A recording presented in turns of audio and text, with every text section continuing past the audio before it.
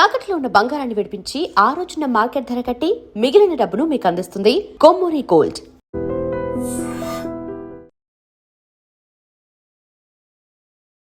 నమస్కారం, మీరు చూస్తుంది ఐ డ్రీమ్. నేను మీ కీర్తి. నాతో పాటు ప్రముఖ ఆస్ట్రాలజర్ బ్రహ్మశ్రీ నందిబట్ల శ్రీహరి శర్మ గురువు గారు ఉన్నారు. నమస్తే గురుగారు. వాగర్థావివ సంపృక్తౌ వాగర్థ ప్రతిపత్తయే జగతః పితరౌ వందే పార్వతీ పరమేశ్వరౌ. ఆదిత్యాయ చ సోమాయ మంగళాయ బుధాయ చ గురుశుక్ర శనిభ్యశ్చ రాహవే కేతవే నమః. శృంగేరి జగద్గురు పీఠాధిపతులకి, కంచి పీఠాధిపతులకి నమస్కారములు తెలియచేసుకుంటూ కార్యక్రమాన్ని ప్రారంభిద్దాం. గురుగారు, మే 1 మే డే కార్మికుల దినోత్సవం, అందరికీ హాలిడే.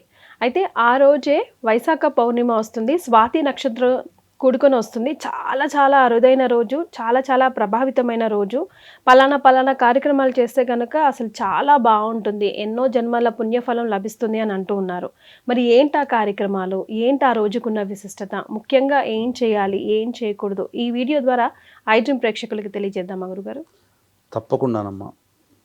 పౌర్ణమిలలోకెల్లా కార్తీక పౌర్ణమికి ఎంతటి విశిష్టత ఉంటుందో వైశాఖ పౌర్ణమికి అంతటి విశిష్టత ఉంటుంది. కారణం ఏంటనంటే, ఈశ్వరుని సంబంధంగా మనం కార్తీక మాసం పౌర్ణమి రోజున మన తెలుగు నాట జరుపుకుంటే, విష్ణువుని ఆరాధన చేసుకునే విధంగా వైశాఖ పౌర్ణమిని జరుపుకుంటుంటాం. ఈ వైశాఖ పౌర్ణమి రోజుననే అల్వాళ్లలో గొప్ప భక్తుడైనటువంటి నమ్మళ్వార్ అనేటువంటి విష్ణు భక్తాగ్రేసరుడు జన్మించాడు. మనకందరికీ తెలిసిందే బుద్ధుని యొక్క జయంతి. సిద్ధార్థుడిగా జన్మించి నేపాల్లో పుట్టినటువంటి యశోధరకి పుట్టినటువంటి వాడు బుద్ధుడు. తర్వాత జ్ఞానాన్ని పొంది బుద్ధుడయ్యాడు. ఈ బుద్ధుడు కూడా వైశాఖ పౌర్ణమి రోజునే జన్మించాడు. సో మనం అంటే గమనించుకున్నట్లయితే ఈ వైశాఖ పౌర్ణమికి మహావైశాఖి అని కూడా అంటుంటారు. ఏ రోజునైనా కానీ సముద్రం స్నానం చేయడానికి మనకు అవకాశం లేదు, చెయ్యకూడదు. ఎందుకు అనంటే, ఈ సంబంధించినటువంటి అగస్త్య మహాముని పురీషనాళము నుంచి వచ్చింది. అంటే ఆ పురీషనాళము నుంచి వదిలినాడు కాబట్టి ఉప్పగా ఉంటుంది. ఇప్పుడు మన చెమట మన పురీషనాళం ద్వారా వెళ్ళినటువంటిది ఉప్పుగా ఉంటుంది. అగస్త్య మహాముని సముద్రుడు దారి ఇవ్వకపోతే పూర్తిగా మింగివేశాడట, కోపం వచ్చి. అందుకని మళ్ళీ వేడుకుంటే పురీషనాళం ద్వారా వదిలాడట. అందుకని ఏమైపోయింది, అది సముద్రం ఎప్పుడు ఉప్పుగా ఉంటుంది. అయితే ఈ వైశాఖ పౌర్ణమి రోజున ఈ సంబంధించినటువంటిది ఖచ్చితంగా సముద్ర స్నానం ఆచరించమని శాస్త్రం. అంతేకాకుండా చాలా విచిత్రంగా ఉంటుంది. ఇప్పుడు చెప్పుకుంటే గనక నవ్వొస్తుందమ్మా, కానీ తంత్రంలో చెప్పబడి ఉంది. పరమ పవిత్రంగా ఖచ్చితంగా వైశాఖ పౌర్ణమి రోజున సముద్ర స్నానం ఆచరించాల్సిందే. ఇప్పుడు మనం చెప్పుకోబోయేటువంటిది చాలా విచిత్రంగా నవ్వులాటగా అనిపిస్తుందేమో, కానీ తంత్రశాస్త్రం ప్రకారం ఇది ఖచ్చితంగా చెప్పబడి ఉంది. ఈ రోజున కరక్కాయ తీసుకొని మన శరీరంలో తల నుంచి క్లాక్ వైజ్ డైరెక్షన్లుగా 3 సార్లు, యాంటీ క్లాక్ వైజ్ డైరెక్షన్గా 3 సార్లు తిప్పి సముద్రంలో వేసి స్నానం ఆచరిస్తే నరదృష్టి, నరఘోష, అసూయతో బాధపడుతుంటారు, ఎదుటి వాళ్ళ అసూయతో బాధపడుతుంటారు కదా, అవన్నీ తొలగిపోతాయమ్మా. ఇది చాలా తంత్రశాస్త్రం ప్రకారం. కరక్కాయని ఎప్పుడు వినలేదు కదా గురుగారు. ఇంకా సముద్రంలో వచ్చే ఉప్పునే మనం ఎక్కువ శాతం వాడుతాం, కానీ కరక్కాయని దిష్టి తీసినట్టుగా తీసి వేయాలి. సముద్రంలో వేసి నరదృష్టి, నరఘోష పూర్తిగా తొలగిపోతుంది. అంతేకాకుండా ఈ వైశాఖ పౌర్ణమికి ఉన్నటువంటి గొప్పది ఏంటంటే, కూర్మావతారం ఈ రోజున ఏర్పడింది. సముద్ర మథనం కోసం కూర్మము అవతరించినటువంటిది. విష్ణు అవతారాల్లో కూర్మ అవతారం ఈ రోజు. అందుకే మనకు శ్రీకాకుళంలో శ్రీకూర్మం అనే ఊరు ఉంది కదమ్మా, అక్కడ ఈ రోజున ఎక్కువగా పూజాది కార్యక్రమాలు విశేషంగా చేస్తారు. ఈ రోజున విష్ణువుని ఆరాధించాలి. అంతేకాకుండా ఈ రోజు మహిళలు సంపద గౌరీ వ్రతాన్ని ఆచరించాలి. సంపద గౌరీ వ్రతం బుక్ దొరుకుతుందా గురుగారు? దొరుకుతుందమ్మా. అంటే లేదా సింపుల్ గానైనా కానీ ఈ రోజున ఎలా ఆచరించాలి అని అంటే, ఈ సంబంధించినటువంటి పసుపుతో గౌరీ అమ్మవారిని తయారు చేసి చక్కగా ఆవాహన షోడశోపచార విధానంగా పూజ చేసి, గౌరీ అష్టోత్తరముతో పూజ చేసి, ముత్తైదువుకి ఆ యొక్క గౌరీదేవిని దానం చేయాలి. చేసి ఆ ముత్తైదుకి ఒకరికైనా చేయొచ్చు, ఇద్దరు ముగ్గురికైనా చేయవచ్చు. ఆ ముద్దని ఇవ్వాలా గురుగారు? ముత్తైదుకి దానం చేయాలి. సంపద గౌరీ వ్రతం ఇది చేయడం వల్ల ఆ మహిళ చేసినటువంటి కుటుంబంలో సంపదకి తరుగు అనేటువంటిది ఉండదు. ఎప్పుడూ కూడా సంపద అభివృద్ధి చెందుతుంది అని శాస్త్రం. గౌరీ అష్టోత్తరం ఏమైనా చదువుకోవాలి? గౌరీ అష్టోత్తరంతో చేయాలి. ఓకే. ముఖ్యంగా గౌరీ అష్టోత్తరంతో కానీ గౌరీ సహస్రనామంతో ఆ గౌరీ అమ్మవారిని ఆరాధన చేయాలి. చేసి వచ్చినటువంటి ముత్తైదుకి, పెద్ద ముత్తైదుకి ఎవరైనా కానీ, లేదా ఇష్టమైనటువంటి వారికి ఎవరికైనా ముత్తైదుకి పిలిపించి ముగ్గురుకో, ఐదుగురుకో చేయొచ్చు, 9 మందికో 11 మంది ఒక్కరికైనా చేయవచ్చు. చేసి రవిక బట్ట, పూలమాల, పసుపు, కుంకుమ, అగరవత్తులు, అద్దము, దువ్వెన, జాకెట్ పీసు, ముత్తైదుకు సంబంధించినవన్నీ కూడా, స్త్రీలు మనం ధరించే వస్త్రము, చీర, ఇవన్నీ ఇచ్చి ఆ ముత్తైదుకి పాద నమస్కారం చేసుకొని ఇచ్చితే కనుక ఇచ్చినమ్మ వాయనం, పుచ్చుకుంటినమ్మ వాయనం ఇలా 3 సార్లు చెప్పుకొని అమ్మవారికి స్వరూపంగా భావించి చేస్తే కనుక ఎల్లప్పుడూ కూడా ఆ యొక్క గౌరీదేవి యొక్క అనుగ్రహం వల్ల మాంగళ్యం ఎప్పుడు కూడా క్షేమంగా ఉంటుంది. అలాగే సంపద కూడా తరిగిపోని సంపద ఆ ఇంట్లో వర్ధిల్లుతుంది అని చెప్పబడుతుంది. ఇంకా విశేషంగా దానాది కార్యక్రమాలు కూడా ఈ రోజున చేయమని శాస్త్రం చెప్పబడింది. ఎలాంటి దానాలు గురుగారు? ఎప్పుడు చేయాలి? ఎందుకు చేయాలి? తప్పకుండానమ్మా. అయితే వీక్షించేటువంటి ప్రేక్షకులు కూడా గమనించాల్సినటువంటి ఈ మహావైశాఖి పౌర్ణమి సందర్భంగా సంబంధించినటువంటి స్వాతి నక్షత్రము మరియు పౌర్ణమి తిథి కలిసి వచ్చినటువంటి సందర్భంగా అందరి జాతకరీత్యా మంచి జరగాలి, దైవానుగ్రహం ఉండాలి అనే సదుద్దేశంతో మన పీఠమాధ్వర్యంలో మీ జాతకరీత్యా కలుగు విద్య, వివాహ, ఉద్యోగ, దాంపత్య, అనారోగ్య సమస్యల నివారణకి సర్వదోష నివారణ పూజలు, హోమాలు, అలాగే మేష, మిథున, కర్కాటక, సింహ, కన్య, వృశ్చిక, ధనస్సు, కుంభమీన రాశిలో జన్మించినటువంటి వారికి శనిదోష నివారణ పూజలు, హోమాలు జరిపించి శక్తిపాతం చేసినటువంటి కరుంగలి మాల ఇవ్వడం జరుగుతుంది. ఈ మే 1వ తారీఖు రోజున సాయంకాలం 6 గంటలకి ప్రారంభమవుతుంది. కాబట్టి మే 1, 5 గంటల లోపల మీరు స్క్రీన్పై కనిపిస్తున్న నెంబర్కి కాంటాక్ట్ చేసి మీ గోత్రనామాదులు నమోదు చేసుకోవచ్చు.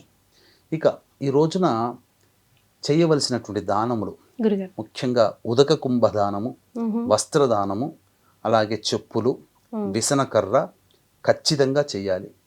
ఇంకా అన్నదానం చేస్తే మహావిశేషము. పైగా ఈ యొక్క వైశాఖ మాసంలో వచ్చే ఏకాదశి రోజున సత్యనారాయణ స్వామి వ్రతాన్ని ఆచరిస్తారు కదా, ఆ రోజున చేయలేనటువంటి వాళ్ళు వైశాఖ పౌర్ణమి రోజున ఖచ్చితంగా సత్యనారాయణ స్వామి వ్రతాన్ని ఆచరించాలి. విష్ణు ఆరాధన ఎక్కువగా చేయమన్నది. ఇదేది చేయలేనటువంటి వాళ్ళు ఇంట్లో విష్ణు చిత్రపటాన్ని దగ్గరైనా కానీ చక్కగా పెట్టుకొని పూలమాల సమర్పించి విష్ణు సహస్రనామ పారాయణం, విష్ణు అష్టోత్తర పారాయణం కానీ చేయాలి. సాలగ్రామ దానము చేసిన ఎంతో విశేషమైనటువంటి పుణ్య ఫలితం కలుగుతుంది.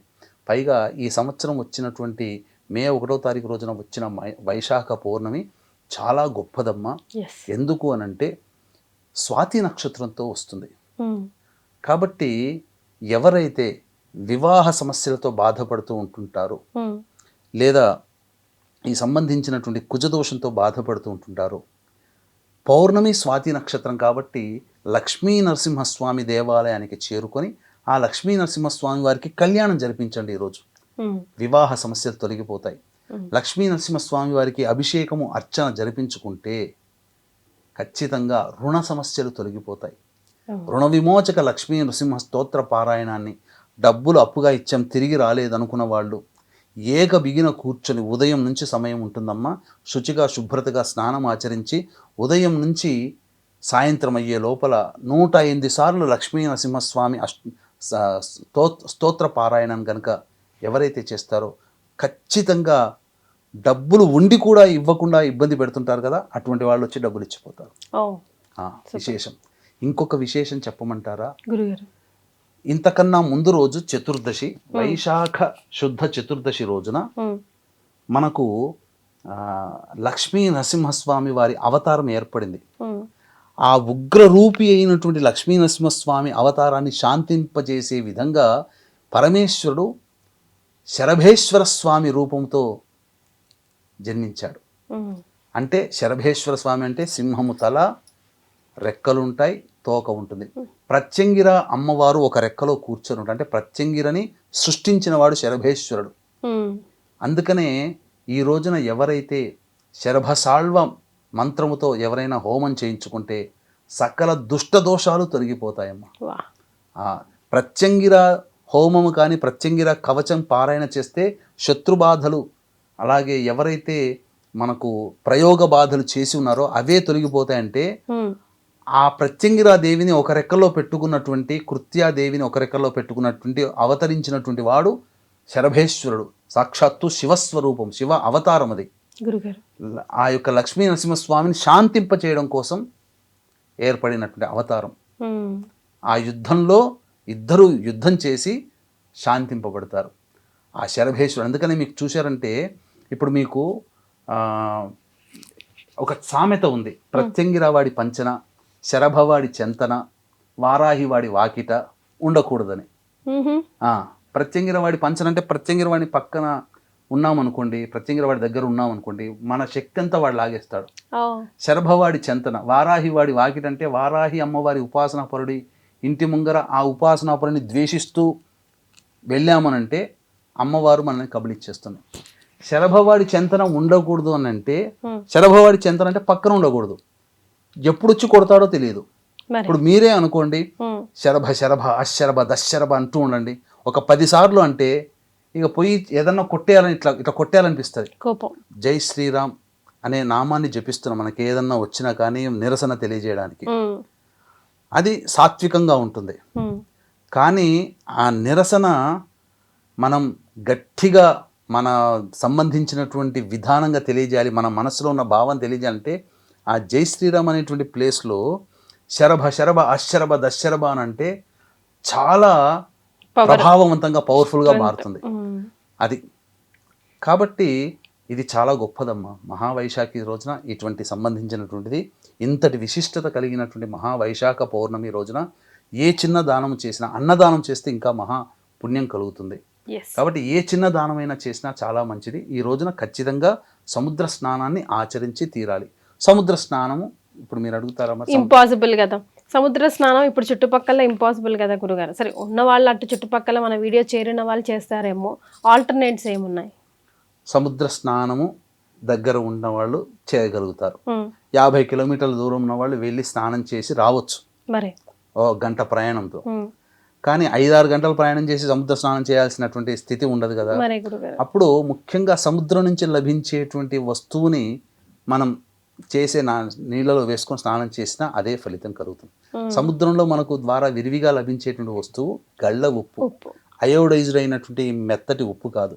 గళ్ళ ఉప్పుని చేసే బకెట్ నీళ్ళలో వేసుకున్నా, అలాగే ముత్యాన్ని నీటిలో వేసుకున్నా, గోమతి చక్రాలు నీటిలో స్నానం చేసే నీటిలో వేసుకున్నా, అప్పుడు శంఖం, చిన్న చిన్న శంఖాలు దొరుకుతాయి, అవి వేసుకొని ఆ యొక్క సంబంధించినటువంటిది మహావైశాఖ పౌర్ణమి, ఆ సంబంధించినటువంటి గౌరీదేవిని కానీ లేదా విష్ణువుని కానీ మనం స్మరించుకుంటూ, లేదా ఉప్పు వేస్తే ఉప్పు కరిగిపోయేంత వరకు ఉండి ఆ నీటితో గనక స్నానం చేస్తే సముద్ర స్నానం చేసిన పుణ్య ఫలితం వస్తుందా గురుగారు? ఏదైనా మంత్రం ఉందా గురుగారు స్నానం ఆచరించేటప్పుడు? స్నానం ఆచరించేటప్పుడు ఎటువంటి మంత్రం లేదమ్మా. అప్పుడు నది స్నానం ఆచరిస్తే గంగే చేయమని కృష్ణని చెప్పుకుంటాం, కానీ సముద్ర స్నానం ఆచరించేటప్పుడు లేదు. అగస్త్య మహాముని తలుచుకుంటూ దోషం తొలగిపోవాలి, సముద్రాన్ని తాకుతున్నాను కాబట్టి అనే భావన చేసుకుంటూ స్నానం ఆచరిస్తే చాలమ్మా. చాలా సంతోషం గురుగారు. May 1 వైశాఖ పౌర్ణమి చాలా పవర్ఫుల్ డే. ఈ రోజు ఏం చేయాలో తెలియజేశారు, ఏం చేయకూడదో తెలియజేశారు. ధన్యవాదాలు. సర్వం Shri Umamaheshwara పరబ్రహ్మార్పణమస్తు. And for more videos, please subscribe to iDream. Please subscribe to iDream. Please subscribe iDream. And please subscribe to iDream. For more videos, subscribe to iDream. please like, share and subscribe to the channel. Congratulations, iDream. Subscribe to iDream. Subscribe to iDream. So subscribe to iDream Media. iDream ki iDream team andarki huge congratulations. Please subscribe iDream Media. Please subscribe to iDream. Subscribe iDream. Please subscribe to iDream.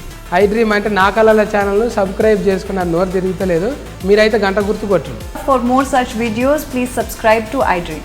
Subscribe to iDream. Please subscribe to iDream. Please subscribe iDream Media. Please do subscribe to iDream. Please subscribe to iDream Media. For best entertainment and information, please subscribe iDream. And don't forget to subscribe to iDream.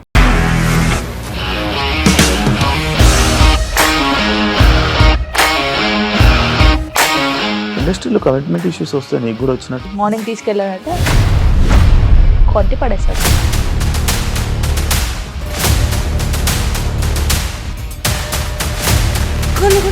నచ్చలేదు ఈ cinema అని చెప్పడానికి కూడా చాలా ధైర్యం కావాలి. అది నిజం కదా, దాంట్లో ధైర్యం ఏంటి? ఇది నెక్స్ట్ డే ప్లేట్ మార్చేస్తే తప్పు కదా. As of now we are comfortable this అని నేను అనుకుంటున్నాను. రష్మిక గారిది మీది ఒకే ఊరు అంట కదా.